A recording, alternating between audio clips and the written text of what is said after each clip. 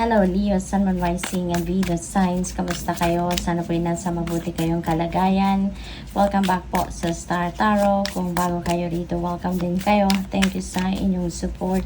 I truly appreciate it. God bless you all. Leo, pauna mensahe po ninyo ay Nine of Swords in reverse, which is really good. Kasi, maaring in the past, meron kayong pinagdaan ng sitwasyon na medyo siguro worrisome, stressful, kaya nandoon kayo sa stage na parang clouded din ang isip ninyo, pati na rin yung pakiramdam ninyo, no? And now you are releasing your worries na siguro nawala na din ngayon yung mga takot ninyo, nagkaroon na din kayo ngayon ng clarity of mind, at saka yung pagiging anxious ninyo siguro, no? Yan ay mawawala na din sa ngayon. Kaya that is really good. What else? We have now Five of Cups. Maring ito, no? Related yan dito sa Nine of Swords. Maring ito yung dahilan kung bakit kayo nag-worry ng bonggang-bongga, kung bakit kayo parang fragmented ang isip ninyo, nagkaroon kayo ng regrets, no? May lungkot, anxiety, depression. Ang iba sa inyo siguro dito for some reason, maaring meron kayong problema sa relationship, ang iba sa inyo, or maybe problema sa trabaho, disappointments, mga ganon, ano? But maganda, no, na maaring may realizations na kayo sa ngayon na tapos na yon, or kung ano man yan, maaaring may acceptance na din sa puso ninyo na kung ano nangyari ay ganun talaga, sadyang ganun talaga ang life, di ba? Hindi natin makukuha ang lahat ng gusto natin, so maybe there is acceptance na of what happened dito, kaya moving forward na kayo sa buhay, which is good, no? What else? We have Hierophant energy. Maybe ang iba sa inyo dito, kaya din nakatulong sa inyo siguro ang pakikipag-usap sa siguro spiritual person. Maaring may nakausap kayo dito na mentor, teacher, spiritual guide ninyo, maaring ganon, or counselor. Siguro may mga taong nakausap kayo na nakatulong sa inyo na magkaroon ng kalinawan ang inyong isipan. That's why you're moving on, you're moving forward with your life. So, which is really good, no, Leo? What else?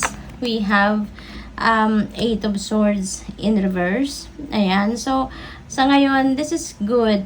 Kasi, yung sitwasyon na to ninyo na pag-move forward, yung nagkaroon kayo na realizations dito na ano naman ang mangyayari, diba? If you're going to dwell on what you don't have, or you're going to focus on what you don't have, or kung ano ang nawala sa inyo, or kung ano man ang hindi nagmaterialize sa mga plano, something like that, diba? Wala, may stuck lang kayo dyan. So, siguro ngayon, isa din yan sa realizations ninyo, kaya mas ngayon nakakaramdam kayo na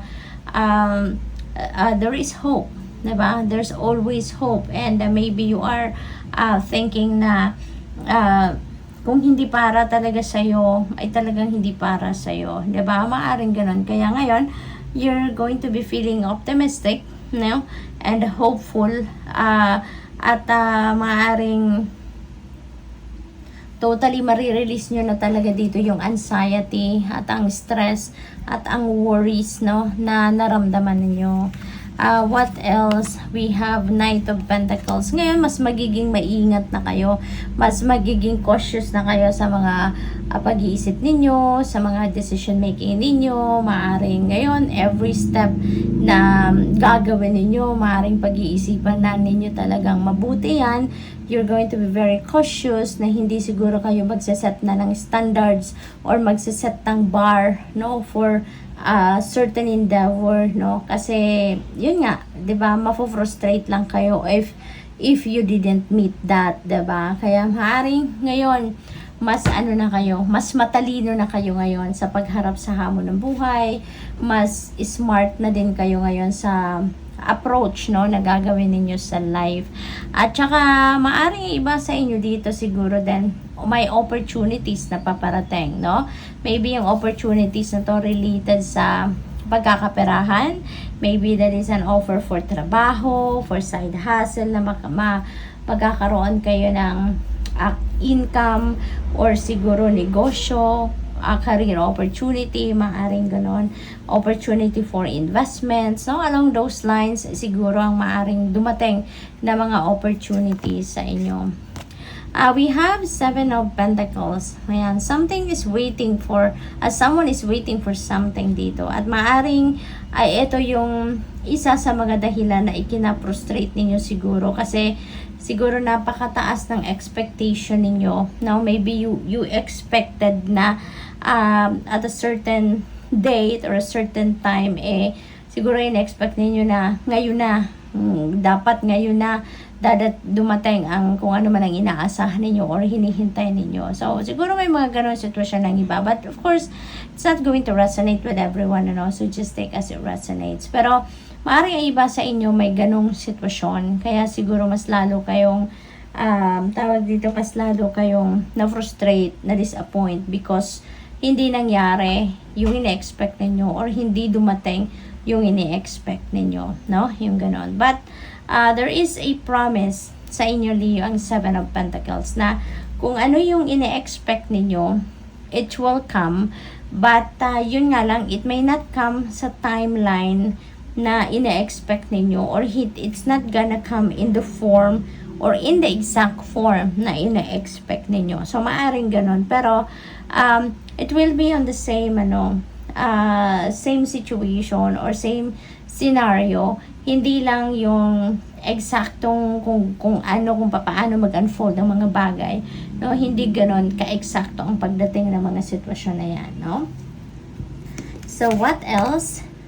You have the world energy. Maaaring ang iba sa inyo is going to travel abroad, no? Siguro, meron ditong overseas job opportunity. Maaaring meron ditong pasyal or a new endeavor na gagawin ng iba sa inyo, Leo, no? So, possibly din na may maa-accomplish din kayo sa ngayon, Leo. It may not be the one na ina-expect ninyo, pero maaaring may mga ibang pinagkaabalahan kayo, ibang bagay na inasikaso kayo, and now maaaring ito na yung time na maa-accomplish nyo na yan, it will come to its completion na, kumbaga, no? Kaya this is a very rewarding period sa buhay din ninyo, kasi this is a time for success, no?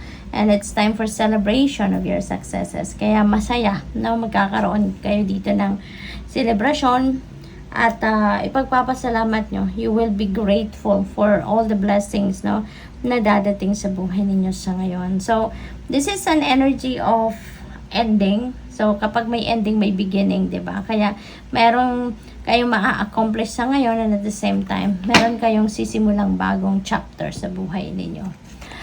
We have Empress. Wow, napakaganda. Kasi, this is an abundant and prosperous energy. So, most likely, meron kayo ditong opportunity, no, for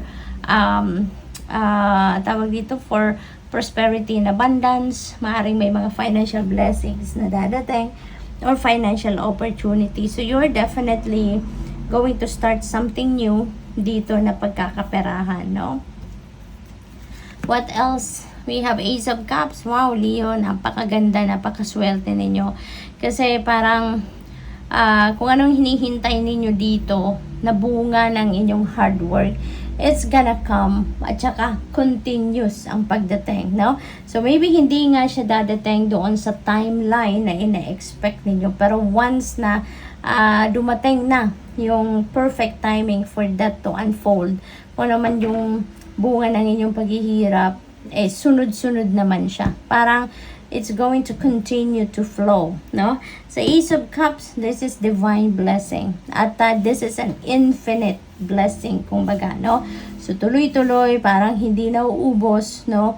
And maganda rin dito kasi kung ano yung blessing na ibibigay sa inyo ng universe, it's gonna come in abundance. Hindi lang ito para sa'yo, hindi lang ito hindi lang ito enough para sa'yo, but it's gonna come in abundance so that it's more than enough para sa'yo, para makatulong ka din sa iba, so that you can also bless other people by using these blessings na binibigay sa iyo ng universe, no?